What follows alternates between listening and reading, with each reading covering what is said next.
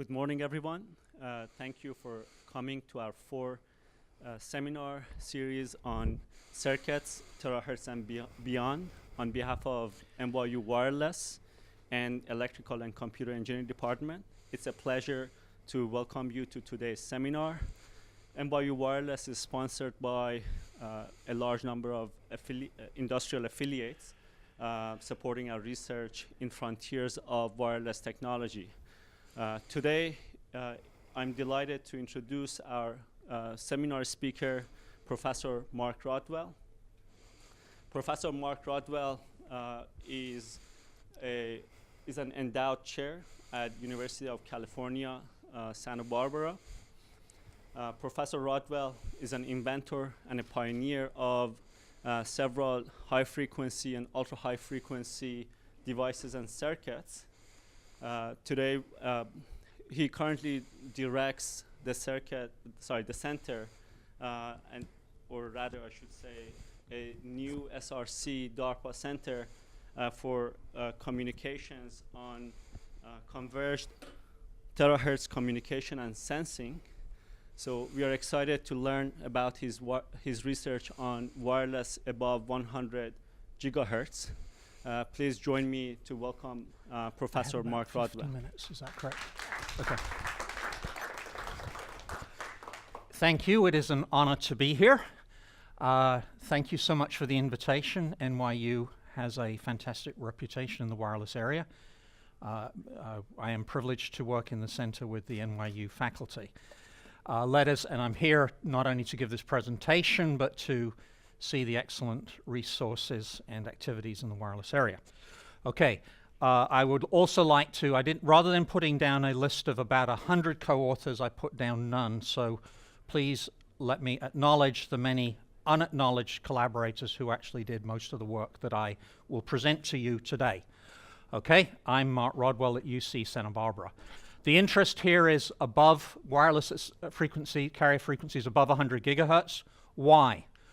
And I'll be discussing a little bit services, systems, integrated circuits, and transistors, pretty much soup to nuts in the discussion. Why do this? Well, today wireless networks are seeing exploding demand and are running out of spectral capacity. The immediate response of the industry to that is so-called 5G systems, which are occupying carrier frequencies around 30, 40 gigahertz, around 60, and around 70 to 90 gigahertz. And these are bringing in increased available carrier spectrum and also moderate degrees of beamforming, more on that later. So the next generation, beyond that, which this center is empowered to do, is to look at wireless systems beyond that. And we are therefore looking at carrier frequencies above 100 gigahertz, bringing us two opportunities. One is simply in much more available spectrum. The other is, because the wavelengths are short, we can do massive spatial, that's the wrong word there, I'm sorry, massive spatial multiplexing. There are military applications also in imaging, in sensing, and in radar, and in communications. Now, all of this talk will be about the future. That's what we should concentrate on. But since I'm an old guy, one slide, and one slide only, about the past and how we got here, because I think it will be relevant a little bit. From roughly the 1950s through the 1990s, many groups worked on gallium arsenide Schottky diodes mounted in microwave waveguides. And with these, they built frequency multipliers and mixers for transmitters and receivers operating in the few hundred gigahertz range, up to about a terahertz today. And these were and continue to be widely used in radio astronomy, in instruments, and in spectroscopy, identifying a gas remotely by its emission or absorption spectra. I was in the 80s in a research group doing a PhD where most of the students were in a community where we were doing terahertz spectroscopy using picosecond or femtosecond pulse lasers. So you had some laser that was enormous that was putting out a train of optical pulses that might be a picosecond in duration, either less. And one way or another turning that optical pulse into an electrical pulse, both in the transmitter and sampling in the receiver, and using time domain techniques to produce spectroscopy, absorption spectra of some samples. And that community was therefore in the 80s fond of saying optics is fast, electronics is slow. More on that in a moment. I was rapidly bored with this, and so within the same group, worked on producing electrical picosecond pulses, big ones, several volts amplitude, using gallium arsenide Schottky diodes in an integrated circuit form, not in the frequency domain, but in the time domain. These were called nonlinear transmission lines.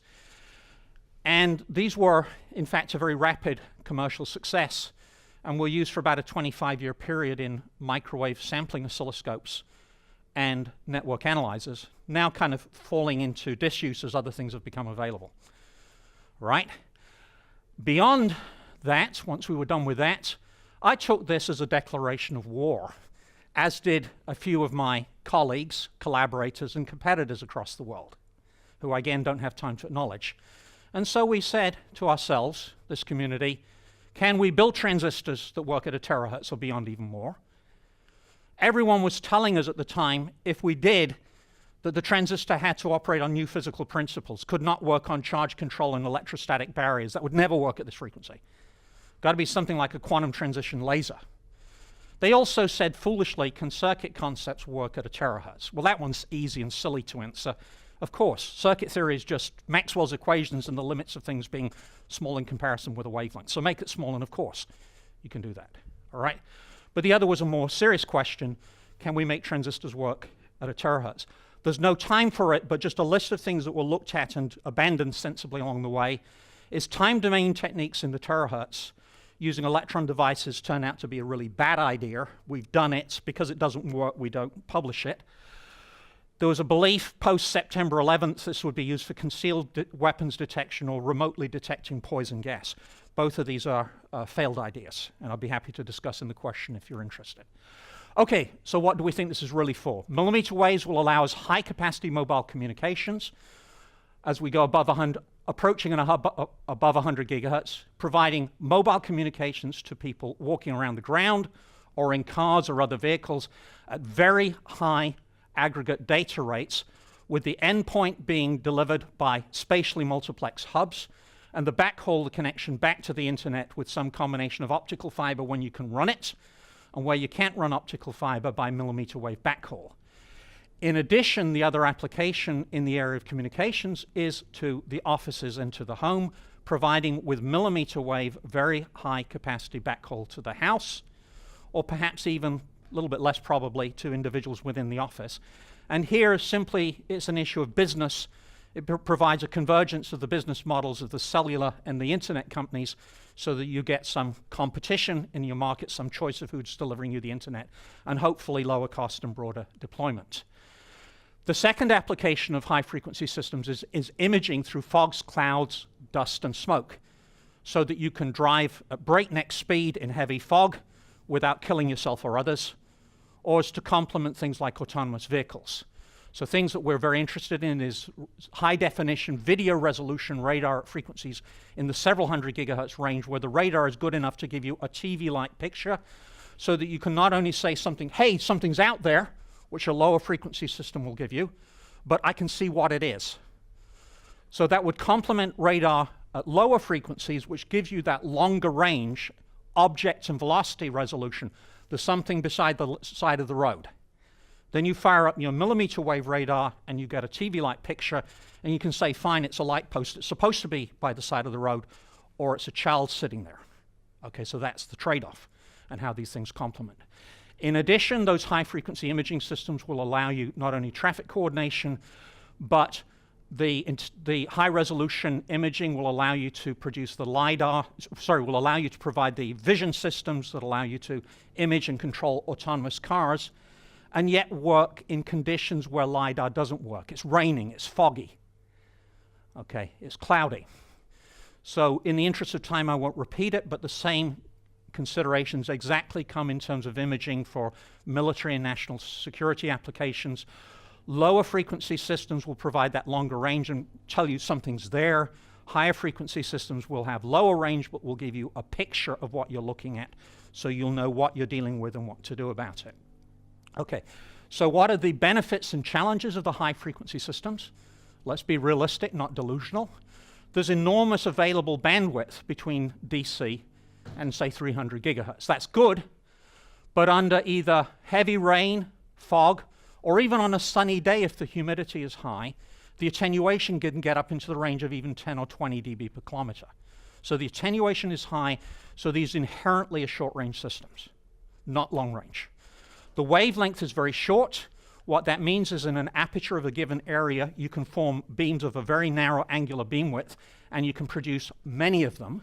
So you can have massive numbers of channels in a base station that is communicating to many communication partners, is one technique.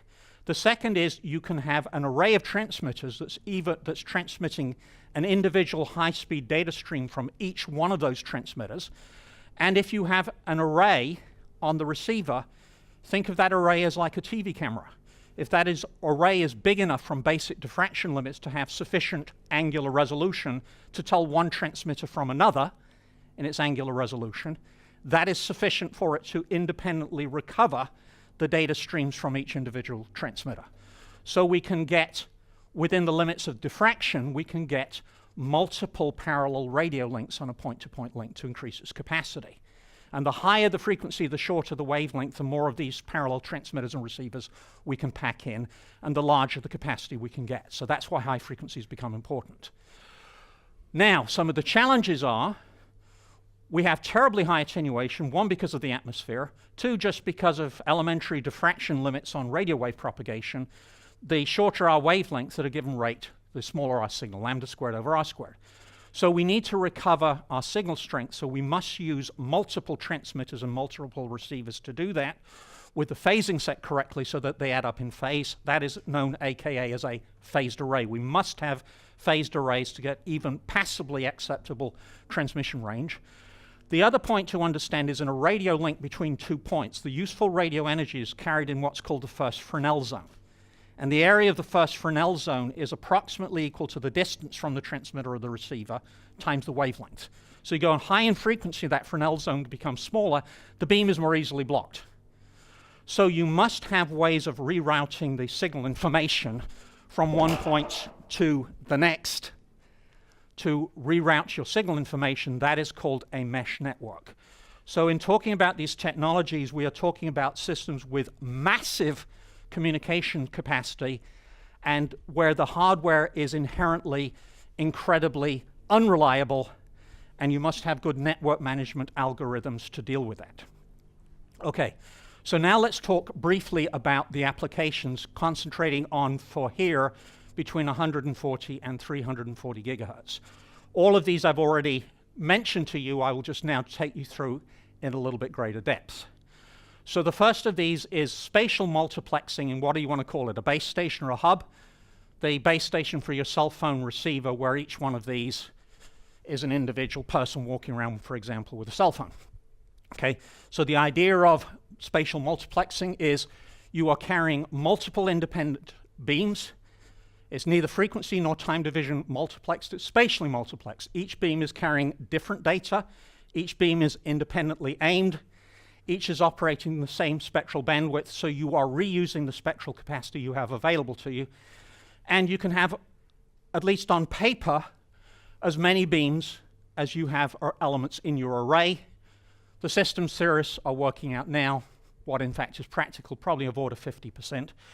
And the argument for doing this at high frequencies is because it becomes small. If we go to 220 gigahertz and put elements at the half-wave spacing that you'd have for an array that is looking over a hemisphere, that if we have 1,000 elements, which would be 1,000 beams, that array is still only 3 square inches. Okay, that's the reason for going to high frequencies. So the wavelength is short, so that we can support massive number of beams from a small array. So the hardware is a multi-beam phased array. The second application, repeating in more detail what I've just said to you, is spatially multiplexed point-to-point link. And we're not the first to have done this, but this is an early experiment that Professor Madhav and I did, I think, 12 years ago, with a 4-channel link at 60 gigahertz. The idea is you have an array of transmitters, each spitting out an independent data stream, and then you have an array of receivers, which are a phased array, and the width of this array in wavelength is sufficient that it's got enough angular resolution to be able to tell one transmitter from another. And if so, it's simply a matter of signal processing to sort out the individual data streams. From the fact that we are dealing with essentially the angular resolution widths compared to wavelengths of these arrays. In a square array, the number of channels goes in proportion to the square of the ratio of the aperture area to the product of wavelength and distance. So the key is, by going to high frequencies, meaning short wavelengths, you can build an array like this of reasonable size and support a massive number of channels. Again, the third application is high frequency imaging. And here, what I would comment is a lower frequency radar might give you sort of some classic TV show-like picture like this of different objects at different ranges, a function of angle of direction that you're looking. Well, that's fine. That tells you something's out there. But here you are. You're in your BMW 500 series. It's heavy fog, and you really want to drive 80 miles an hour to the freeway. But what you can see is the car about 10 feet away and everything else. What you want to see is this. In other words, you want radar with sufficient angular resolution that maybe you have a heads-up display and it just fires up and you have a picture like that when what your eyes see is that, okay? So that's just the most elementary point. The angular resolution of an array is the wavelength divided by the width of the array D.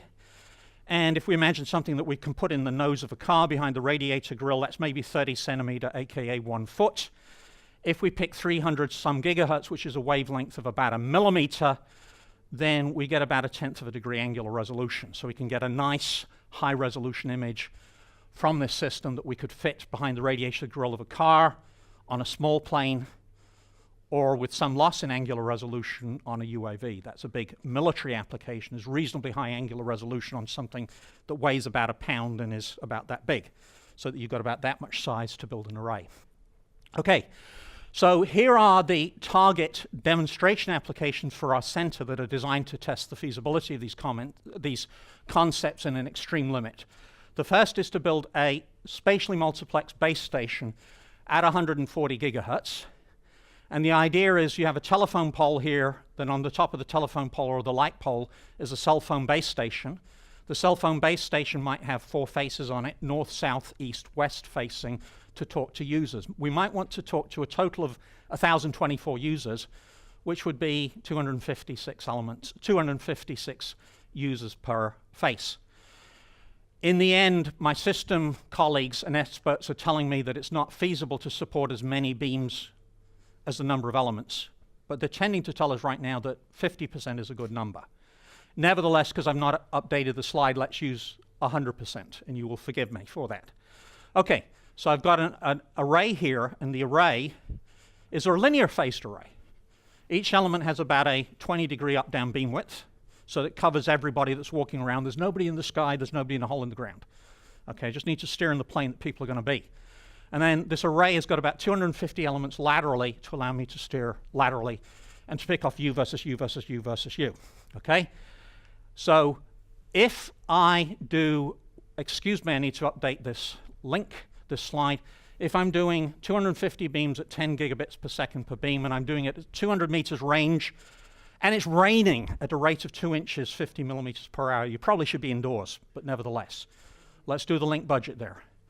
I'll show you the link budget. Oh, and there's the handset in the phone. It's an 8 by 8 array, meaning it's about a centimeter by a centimeter. That'll fit. Okay? I'll show you the link budget, and it's feasible, but the real questions are, what's the required component dynamic range? What's the required complexity of the back-end beamformer?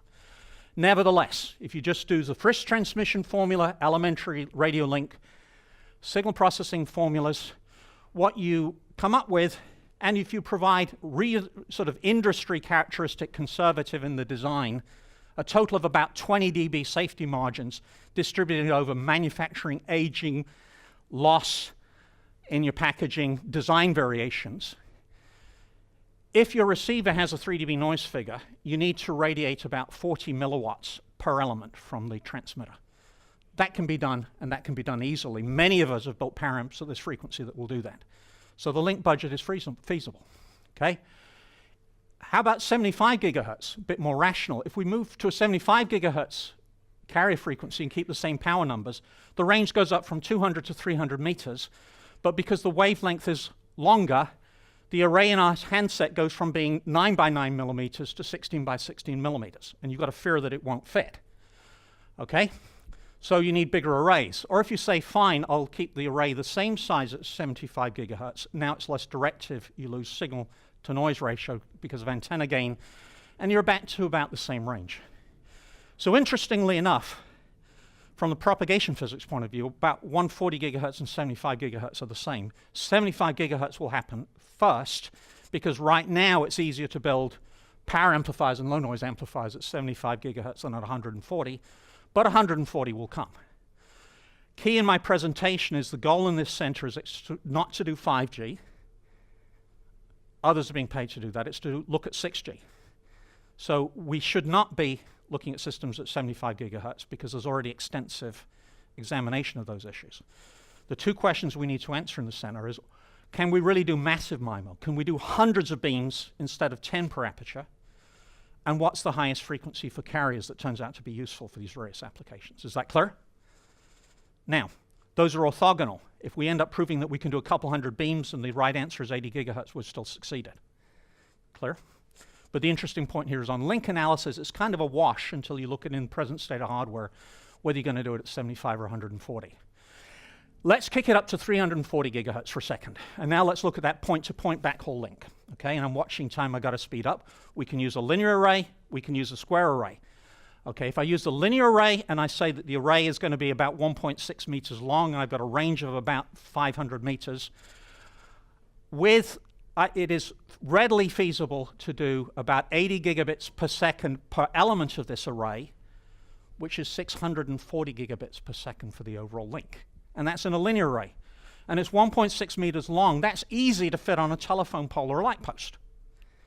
It's a bit less physically convenient to have a rectangular array that's 1.6 by 1.6 meters. But now, at the same element spacing, I've got a square instead of a line. I've got 64 elements instead of 8. I've got 8 times capacity more. And I now can build a radio link at about 1.3 terabits per second rate at half a kilometer range. And that's with a single polarization. Throw in 2 polarizations, you double it again. Are these numbers absurd? Am I smoking crack? I don't know. Let's do a link budget analysis. Again, I'm going to give myself a total of 20 dB safety margins, just like industry would for all of these things. And if my receiver is 4 dB noise figure, I need to radiate 80 milliwatts per power amplifier at 340 gigahertz. That's beyond state of the art, but not by much. My group's done 20 milliwatts at 300 gigahertz. Other groups have done 30. So we're in a factor of 2 or 3 of what's being done already. So I'm not smoking crack from the hardware RF budget point of view, but what about the back-end signal processing and other issues? So if we go from a linear array, we need 80 milliwatt per element. If we go to a rectangular array, not only do we get larger capacity, but because the aggregate arrays are larger and hence more directive and hence more sensitive, the required power per element is about 10 milliwatts per array element. We've got a lot of transmitters, so overall we're transmitting 10 watts, but only 10 milliwatts per power amplifier. That's a 5 terabit per element power per element of the, sorry, that's a 5 terabit radio link over half a kilometer. Okay, and again, this is computed at half a kilometer range when it's raining at 2 inches per hour. So we're not doing ludicrously optimistic analysis. Why do it at 340 gigahertz? Why not do it at 140 gigahertz? The atmospheric attenuation becomes less, and the required power goes down to kind of about 2 milliwatts for the linear array, and even less than a milliwatt per element for the rectangular array. The only catch in going to lower frequencies is that the length of the array goes from being about 1.5 meters to being 2.5 meters, and so physically it's becoming less convenient. So in the design of this system, it's a trade-off between compactness and link budget. Okay, I doubt you would want a 2.6 by 2.6 meter rectangular array on the top of your telephone pole. It's getting to be a monstrosity. Okay, now let's look finally at the case of the imaging radar. Okay, we want to drive at 70 some miles an hour in heavy fog, or we want to fly a military aircraft in smoke and fog associated with a battlefield, and we don't want to crash into things. The short wavelength will give us TV or maybe even high definition TV-like resolution. I'll show you the link budget. Again, that looks reasonable. The real challenge is complexity. If we build a classic phased arrays with an n by n array with n squared elements, the number of pixels in our TV resolution will be the same. So if we want a megapixel display, we need to build an imager with 1 million RF channels. That's not affordable. So the real challenge is hardware efficient imaging so that the number of required RF channels is vastly less than the number of pixels. Now, I'm introducing no new ideas here. I'm just going to show you one of many. Every one of these is an established technique in the millimeter wave community. But one of them is to use what's called frequency scanned imaging. In this case, what one does is one has a linear array. The laser's dying, so allow me to just jump on points. I'm not very dignified anyway, so here we go. All right, there's a linear array, and that linear array points up and down. Okay? We steer in the horizontal direction by shifting the transmission frequency by a few percent, and then bouncing the beam off something whose reflection angle depends on the frequency. So I've drawn this to be conceptually simple as a lens and a diffraction grating. The reality is you merge those two objects into a common object called a Fresnel lens. Okay, so you steer vertically with phased array techniques, you steer laterally by frequency scanning, and suddenly you don't need n squared elements, you need n elements for an n by n array. Okay? Now again, I do the link analysis. I use the radar range equation. That's well known. Let's say we want to see a soccer ball at 300 meters range. That's roughly a child. We're driving at freeway speeds in heavy fog. We give ourselves about 10 dB margin, and we want 10 dB signal to noise ratio. 6 dB noise figure on the receiver, we need about 40 milliwatts per element at 300 gigahertz. That's done. We can build this. Okay, so that will give you not a high definition TV image, that'll give you sort of a VGA for those that remember VGA resolution, but that's pretty good. Okay, so that's why we want high frequencies. Okay, let's talk about transistors. Okay, and I'm showing you a few transistors from my group. So my assertion is that the higher frequency architectures, when talking to many of my colleagues in the silicon IC design community, they say, as I'm going to say, gosh, you're nuts. You're going to use these impractical compound semiconductors that will never be used in wireless links. You got them in your pocket. 99.99999%. All 50 billion transistors are silicon except 2 or 3. And the 2 or 3 are the power transistors on the transmitter, and they're gallium arsenide HBT. So my assertion is, except for the shortest range, what has been happening in the past will continue to happen in the future. We will have VLSI in every aspect, including beamforming of the signal chain of the transceiver. But if we want to go anything but the shortest range, the shortest distance, we will have, as has always been the case, compound semiconductors in the power amplifiers to get more output power at a decent efficiency, and possibly as well compound semiconductors in the receiver to get us lower noise in the receiver for lower noise figure. And I'm saying that's absolutely nothing new. Here I'm showing you a slide that represents our plans within our center, but that's not propaganda, that states my view of how things are likely to evolve. Okay? The transmitter will have the MIMO beamformer. Whoops, that was the one button you shouldn't push, that's the off button, and the laser's kind of there. The MIMO beamformer is probably done digitally. We're working with baseband I and Q and doing IQ up conversion up to the RF carrier. If it's at either 140 or 220 gigahertz, silicon can do that directly. And if the range is short, we go directly out onto antennas. If we need a bit longer range, we bring in either indium phosphide or gallium nitride power amplifiers to give us more output power and hence more range. If we want to work at 340 gigahertz or indeed a higher frequency, that's probably a higher frequency where we can, with decent performance, even up and down convert in silicon. So we're probably going to do the final stage of frequency conversion, say from a couple hundred gigahertz to 300 gigahertz in the compound semiconductors as well. Or maybe we will see we can do that final frequency conversion in silicon. The receive chain is pretty much the same story. I won't repeat it. In the interest of time, I think you get the picture. And I've just got you here. I'm just repeating the numbers that I've already shown you on a few of the different systems. So the discrete device technologies for power amps would be gallium nitride or indium phosphide bipolar. And for the low noise amps, that would be indium phosphide field effect transistors, known AKA HEMTs, high electron mobility transistors. Talk briefly about millimeter wave CMOS. I'm not self-centered. I just could grab these quickly. Okay.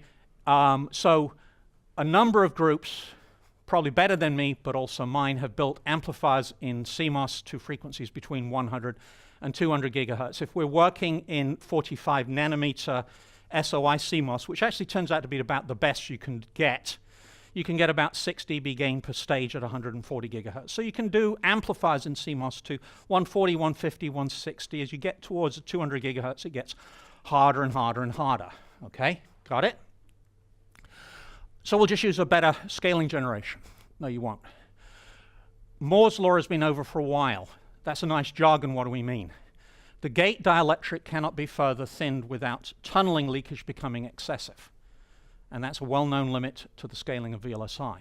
What that means in the context of RF is you can't thin the gate dielectric, you cannot increase the on current, and you can't increase the transconductance of the transistor per unit gate width. So GM can't increase. Then you say, fine, I'll just reduce the gate length. And 15, 20 years ago, reducing the gate length would have reduced the gate-to-channel capacitance, and the capacitance would have got less.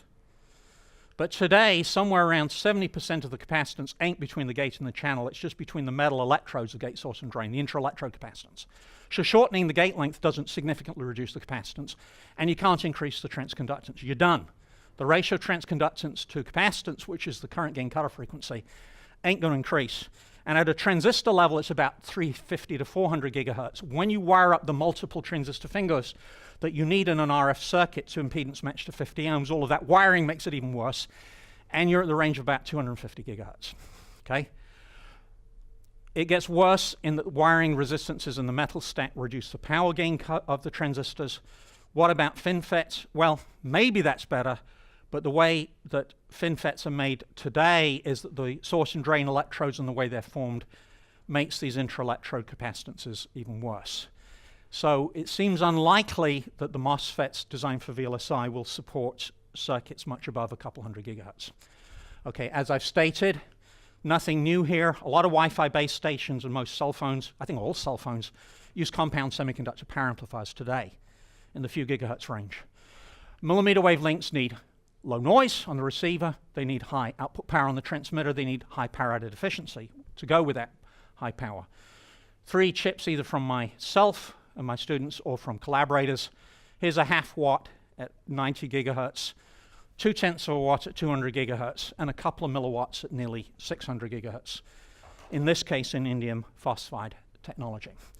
Okay, the other technology that's coming on hard, these fellas are frenemies. They are my competitors on a individual group level, but they are my esteemed center members as we try to execute the center vision, is gallium nitride, which is the premier power technology currently at lower millimeter wave frequencies, producing astonishing 8 watts per millimeter of transistor periphery at 94 gigahertz.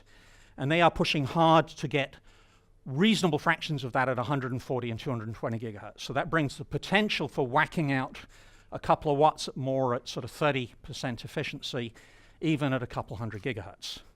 Meanwhile, I will persist in my work on indium phosphide. So here is indium phosphide at the 130 nanometer node, where my collaborators and friends at Teledyne have produced transistors with power gain cutoff frequencies of about 1.1 terahertz and current gain cutoff frequencies of about 500 gigahertz. That's Teledyne. My students, a little later, produced transistors with almost but not quite the same bandwidth. Okay? So here are a few integrated circuit examples. A couple of them I've already shown you. Here from my group is a 0.2 watt power amp at 200 gigahertz. Here's a 15 milliwatt medium power amplifier at 300 gigahertz. And I wasn't involved in this except in planning the program, but this is the outcome of the DARPA Terahertz program. This is an integrated 600 gigahertz transceiver with a phase lock loop for the local oscillator, frequency up conversion, and gain, and a medium power amplifier at what was designed to be 600 gigahertz and came out just a little bit low, I think it was. But the output power is about 1 milliwatt for that. Okay, watching time, trying to move rapidly. I wanted to give you the whole picture of terahertz technology. My presentation may be overambitious because we're covering every subject sub-area. But it's fun. Let's see if I can get through it in time. Let's understand how to build high-frequency transistors. This was a question we asked ourselves, myself, my collaborators, my competitors, a small community of people who were saying, baloney, don't tell us transistors will never work at a terahertz. Man will never live at this speed. You've got to use quantum transitions or give up. Wait, let's look at it. What sets the frequency limits of transistors. Something happened strange to the software here, okay? And what are the limits? If we have a depletion region, we have a capacitance, epsilon A over D. PowerPoint has freaked out and I've lost it here, but in addition to a depletion capacitance, we have a, sorry, I'm just losing it here because stuff is lost. This is strange. Let me just sort of try to remember what's on the slide. You can see there's half of the image I want, and spontaneously something that doesn't belong here at all has appeared there. Okay, we have a depletion layer. That gives us a capacitance. Okay, epsilon A over D. We have a carrier transit time, which is the image that's missing, which is moving electrons across it. Let's forget fine details. We've got a transit delay that's give or take the distance divided by the velocity. So low capacitance, thick, low transit time, thin. Sounds like a contradiction. What people don't know is a little bit less familiar is space charge limits in that depletion region will also limit the amount of current you can run through it. And the maximum current goes with the inverse square of the thickness. We have resistance. Everybody knows that there's resistance from the bulk resistivity of the semiconductor. Less people know that we have contact resistance between the semiconductor and the metal. Fewer people still know this very important point. That is dominant in high frequency and nanometer devices, not the bulk resistivity. Okay? In addition to in the transistor, we have fringing capacitances between electrodes. Surprisingly, you might not think of this, but even in terms of transistor scaling, particularly bipolar transistors, we've got to calculate the heat rise in the junction. And the variation of the thermal resistance with geometry is also one of our scaling laws. Okay? All right? Finally, and I won't touch on it except to simply acknowledge its existence, in whether it's a nanometer or terahertz device, another scaling limit is we are trying to push so much current through the transistor that we're running out of available quantum mechanical states to put the electrons in. This is the density of states limits. And we see those in all of our transistors. Okay, that's too hard for this audience. Let's make it easy. Here's a PIN photodiode. I've got a diode of a certain bandwidth. I want to make the diode twice as fast. Okay, so I thin the depletion region by a factor of 2 to reduce the transit time by a factor of 2. That's good. Okay? But that made, because the capacitance is the area divided by the thickness, I just made the capacitance twice as big. I didn't want it twice as big, I wanted it half as big. So I got to make the area 4 times smaller. I've also got a resistance. I've got a resistance from my top contact divided by the area. The area's gone down by a factor of 4, so the contact resistance per unit area has got to go down by a factor of 4. So 2 to 1 thinner, 4 to 1 smaller area, 4 to 1 less resistance per unit area in my contacts, and I'm running out of time, so I'm going to skip the issues of the bottom contact, except to say that my excess resistance is proportional to the length of the stripe, so I have 2 choices in reducing that area by a factor of 4. I can reduce the width, I can reduce the length. What we just learned is I can't reduce the length. So the width has got to go down by a factor of 2, by a factor of 4. There we go. To double the bandwidth, I've got to reduce the thicknesses by a factor of 2. I've got to make my contacts 4 times better. I've got to reduce my width, my lithographic line width in my lithography system and my processing by a factor of 4. I've got to keep the length the same, and I skipped it in the interest of time, but let's just give me a mulligan on that. I've got to quadruple the current density. Okay. I don't have time to do this for all devices, but I'd just like to lead you through the style of that game. So I've got about 10 minutes left. So here is the bipolar transistor, and I have expressions for the base transit time, the collector transit time, the collector capacitance, the maximum current, the temperature rise, and the resistances. If I want to double the speed of the transistor, I need those transit delays to go down by a factor of 2. If I want to double the speed of the transistor, I need the capacitances to go down by a factor of 2. I need the resistances to stay the same. I need the current to stay the same. I need the temperature rise to stay the same. In the interest of time, I won't do it. I will just refer you to the simpler game I played here. It's the same game, just slightly more complicated. Fair enough. And I look at those 4 terms like that. And I'll just lead you through a little bit of that. Is okay, base transit time, the upper line's got to go down by a factor of 2. Base has got to get square root of 2 thinner. Collector transit time's got to go down by a factor of 2. Collector needs to be 2 times thinner. The capacitance needs to go down by a factor of 2, but the thickness went down by a factor of 2. Therefore, the area must go down by a factor of 4. Okay, I'm going to stop now in the interest of time, but can you see how easy this game is to play? Okay, it's pretty fun. Okay, so I skipped those steps, but there we have it. If I want to double the transistor bandwidth, I need to reduce by a factor of 4 the lithographic feature size. I need to increase by a factor of 4 the current densities. I need to reduce the layers' thicknesses by a factor of 2. I need to have a factor of 4 reduction in the resistance per unit area of my contacts. Okay? Narrow junctions, thin layers, high current density, ultra low resistance contacts. That's the game. Those are not Dennard's scaling laws for FETs, they're my scaling laws for high frequency bipolar transistors. So, pause for a second. The next scaling generation, we are trying to push 1/10 of an amp per square micron through the transistor. Did you get that number? Okay. 1/10 of the current of your hairdryer per square micron. Okay, that's where this is going. So here, let me now continue. Here from my group is a cross-sectional image of a transistor at the 130 nanometer node with about a 1 point something-ish power gain cutoff frequency. And I'm showing you here the emitter electrode, it's bigger. The emitter semiconductor, the base semiconductor is here. Here is the base contact. The base is about 17 nanometers thick. Here is the base ohmic contact, which has sunk through chemical reaction about 2.5 nanometers into the transistor. Here are the measurements of a transistor with about a 200 nanometer emitter feature size in this technology, with about a 1.07 something terahertz power gain cutoff frequency. When we go to measure transistors that are more highly scaled, what happens is the measurement methodology fails, and that's an issue of microwave precision in the measurements, which is very difficult. This probably has a higher bandwidth, but we can't tell. Issues of on-wafer calibration precision are a major issue in high-frequency transistor work. Okay, so the challenges in going forwards are particularly the resistivity of the base ohmic contact. To build a transistor with a 3 terahertz power gain cutoff frequency, we need less than 10 to the minus 8 ohm centimeter squared contact resistance. Oh goodness, that's funny.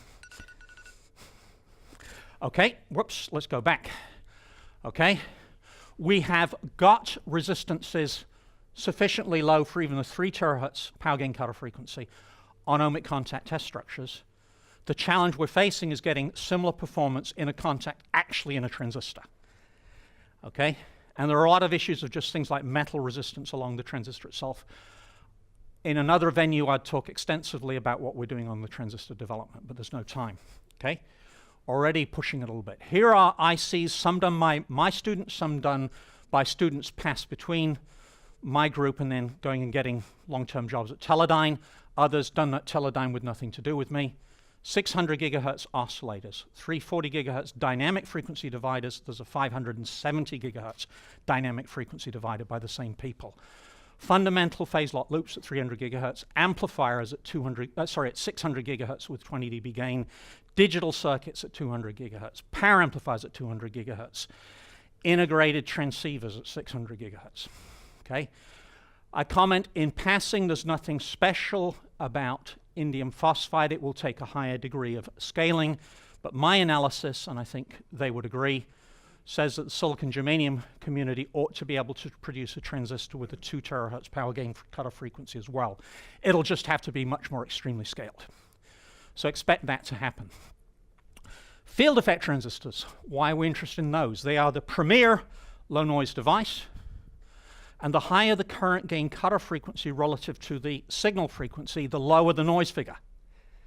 And if I reduce my noise figure by 3 dB, I'm twice as sensitive, and I only have to radiate half the power in my transmitter, so I save masses of DC power.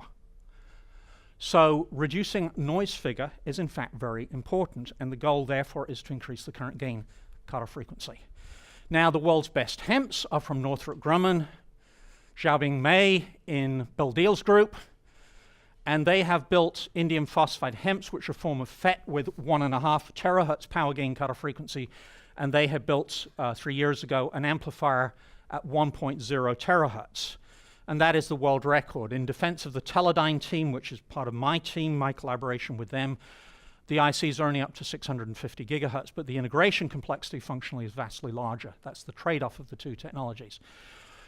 In scaling transistors, and I'm worried about time, what are the key scaling laws and the scaling limits? Again, playing the same game that I played, but skipping the steps. These are the things that we need to do to double the bandwidth of a field effect transistor. Everybody knows we need to reduce the gate length, but it's not enough. We need to reduce the thickness of the gate dielectric by a factor of 2. And no surprise from what I said earlier, the source and drain contacts need to become correspondingly less resistive as well. There's a lot else that I'll skip, but that's clear, okay? Now, these scaling laws are broken. We can't do it anymore. Again, because of tunneling leakage, true of these as well as in VLSI, if we thin the barrier further, we get too much leakage through the barrier, so we can't. And if we can't thin the barrier, we can't increase the transconductance of the transistor. And it's exactly the same statement I made earlier. You can reduce the gate length to reduce your capacitance, but the end capacitances dominate. So again, the bandwidth of the device will not go up. So we need to do something to increase the capacitance per unit area between the gate and the channel. Now, the one good thing of the community's work on 3.5 MOS that was otherwise a waste is the community now knows how to put decent high-K gate dielectrics down, not only on silicon, but on the compound semiconductors. And the work of Suzanne Stemmer, Professor Stemmer at UCSB, my colleague, has, I think, the world's best such interfaces, and we can use those. And we are working on building HEMTs, like those Northrop Grumman world record ones, but with a high-K gate dielectric. That increases the gate capacitance per unit area in the channel and allows us to remove that scaling barrier and to continue to progress. We're not there yet, but I'm showing you electron micrographs of the transistors and preliminary data. But we think we might be able to get the current gain cutoff frequency up to about 1.5 terahertz and give us a further improvement in noise, okay? I have 5 minutes left. That's not enough. So I love circuit design. I'm just going to have to flash you images without discussion here. Integrated circuits. The challenges are we're working at a significant fraction of the transistor cutoff frequencies, so we don't have much gain to throw away. So we have to match perfectly. The transistors are, the wavelengths are getting so small that the transistor footprints are a decent fraction of a wavelength. So just wiring transistor fingers up in parallel is added distributed inductance and capacitance at levels that are reducing the transistor gain. The transmission line losses are high, which kills gain, which kills power combining and power amplifiers, and kills our queue of filters in oscillators, killing their phase noise, and kills the sharpness of filters. Wiring environments, we use microstrip transmission lines within the upper wiring of the IC stack. I'm watching time. Let me just show you results very quickly. We did a lot of work on digital circuits and optimizing both the circuit design and the transistor design for that, and learned that we could run digital circuits at nearly the speed of millimeter wave circuits. So this result is almost a decade ago. This is a master-slave flip-flop, not an inverter, a master-slave flip-flop, and it's clocking at 200 gigahertz.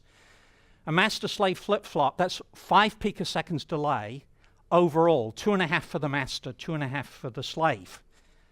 So it's a 2.5 picosecond gate delay at a fan in and a fan out of 2. And that's not in the leading generation of indium phosphide. We probably could have done 320 gigahertz.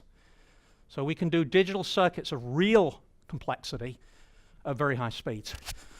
The wiring, even within the gates, is in the form of 50 ohm terminated transmission lines. Transmission lines used not only between gates, but within the circuit structure of the gates themselves to get this degree of speed. Okay, there is that power amplifier that's kicking out 0.2 of a watt. I'm running out of time, so forgive me, I'm just going to flash pretty pictures at you right now. There's lots we could talk about on circuit design, but I'm afraid we'll have to not do that. But this amplifier has 22 dB gain, and it was actually designed for 0.5 watt, but without better heat sinking, thermal limits limited us to, well, excuse me, not 0.5 watt, 0.3 watts, limited us to 180 milliwatts. Here is a dynamic frequency divider as part of a phase lot loop. The dynamic divider differs from classic designs of this kind of circuit class by using transmission line resonant loads rather than resistive loads. Okay, here is a nearly 500 gigahertz oscillator, culmination of a series designs as Munkyo Seo, the designer, progressed from being a grad student and then a postdoc at my group and then moving full time to Teledyne. There are later oscillators here designed to, demonstrated to a little bit above 600 gigahertz. Here, a recent result on using transistor series combined or stacking techniques pioneered by Jim Buckwalter, but doing it at 340 gigahertz and showing that those techniques can be applied even at these extremely high frequencies. Okay, so by tearing through that very fast, I've given myself a minute and a half to talk about systems and packages. One is, in doing massive beamforming, one of the real questions is, what is the computational complexity of the back end?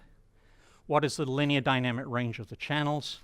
How many bits and how many bits in the A to D converters?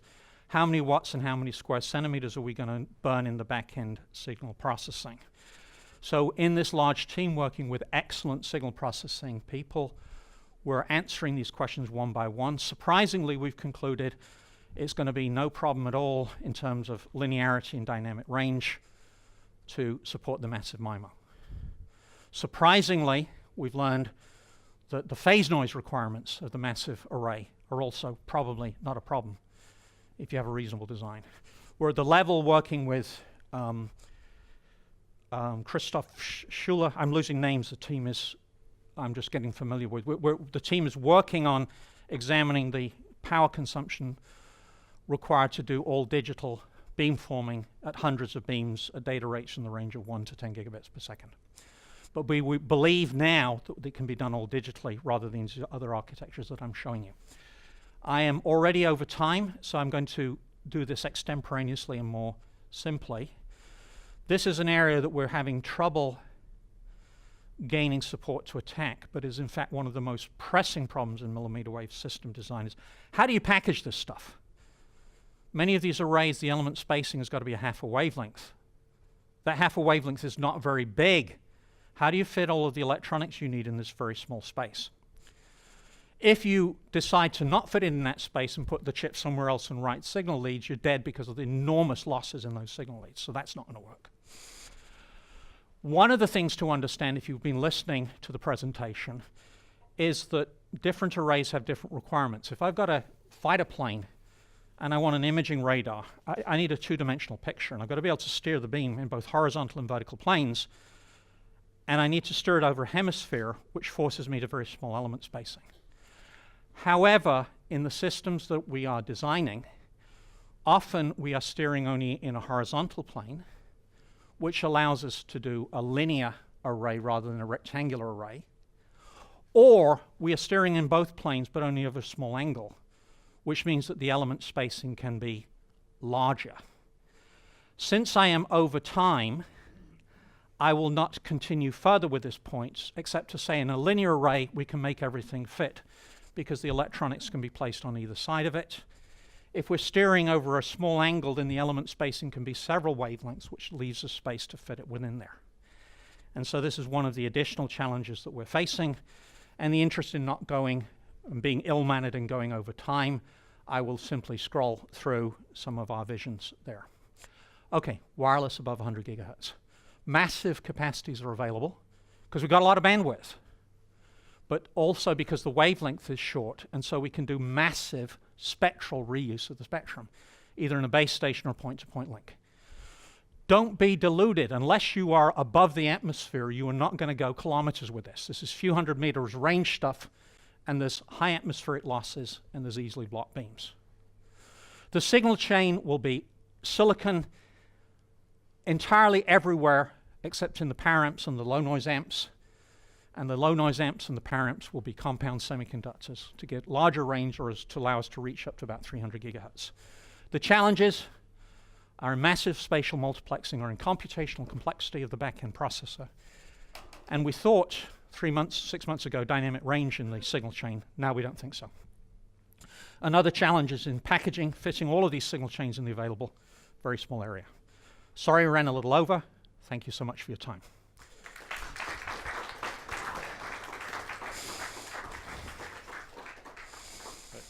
Thank you, Professor Rodwell, for the comprehensive talk. Soup to nuts. You covered pretty much a long range from systems to devices to circuits. So now we have time for a few questions. Can you please repeat the question? Hi, given the current state of play in the technology and where you think this is going, how deep do you think we could image things underground, and what do you think we'll be able to do in, say, the next 3 to 5 years? So you're asking if, given current technologies, if we were designing a ground-penetrating radar, how well could we do? I know very little about this other than what I've read in sort of popular magazines, sort of Discover magazine, as opposed to the real literature. But my impression is that in the whole ground imaging business, you're dealing with two profound problems. One is attenuation, the other is backscatter, right? And so my two impressions are that you would probably not want to be at these high frequencies because of that. You probably want to be, my impression is, unless you're trying to do ultra high resolution imaging a few inches deep, that you'd probably be better off using 1 gigahertz or even a few hundred megahertz to get less severe attenuation in the ground and to get less severe backscatter. Now the backscatter, there are sort of frequency swept techniques that when converted into the time domain, give you depth resolution and allow you to separate out the backscatter from the reflection of the target in question. But I was talking to Ted, who brought up medical imaging. The earlier work in the photonics community with terahertz spectroscopy, there was work in imaging through chunks of, well, go to the supermarket, buy a piece of chicken breast and image through that. And there was demonstrations of sort of a few, maybe a couple of inches depth through chicken of resolving objects of order 1 millimeter resolution using several hundred gigahertz. So again, a few inches looking for millimeter objects, I'd go to several hundred gigahertz. If you want to go deep, I'd drop the frequency. Yeah, thank you.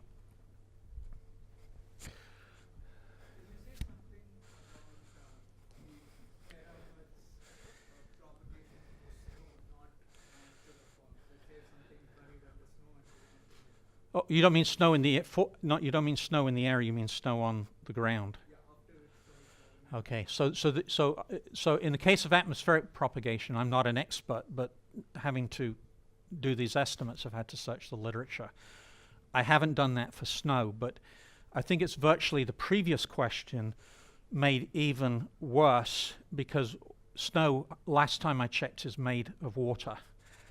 And water has these very strong dipole moments between the hydrogen and the oxygen, which produce all of these absorption lines, even at sort of the atomic concentrations associated with water vapor in the air. So I imagine that sitting on the ground in the what, 8 orders of magnitude greater density associated with a solid, 12 orders of magnitude, I think, that I would imagine that the millimeter wave absorption above roughly 20, 30 gigahertz would be catastrophic. So again, if I was trying to image through solid snow, I would probably be down in the high radio frequencies, a few hundred megahertz. But again, I'm ignorant. Yeah. One last Yeah. question. Can I ask you a question about the transistors? So do you envision that the base widening is going to be a limiting factor for basically a scaling of the indium phosphide HBTs? Sorry, base widening. Because basically when you showed that you have a vertical structure, right? Yeah. The transistor. So do you envision that the base widening will be a problem? Base push, do you mean base push out? Yeah, the same. Okay, sorry, yes. Base push out. I was already panicking due to time. Okay. So thank you for raising that question. So and I was not only panicking due to time, that was the slide that got killed by this graphics failure. Okay, the base widening actually relates to this effect, which is field collapse in a depletion region. Right. And that maximum current per unit area goes as the inverse thickness, inverse square of the thickness of the region. So built into the scaling laws of the transistor is each time I double the current density, each time I quadruple the current density, I have to cut the depletion region thickness down by a factor of 2. So that's built into the scaling laws. It's not only built into the scaling laws, it's fundamental to the scaling laws, so that was a good question. Yeah, okay. thank the Yeah. speaker. Right.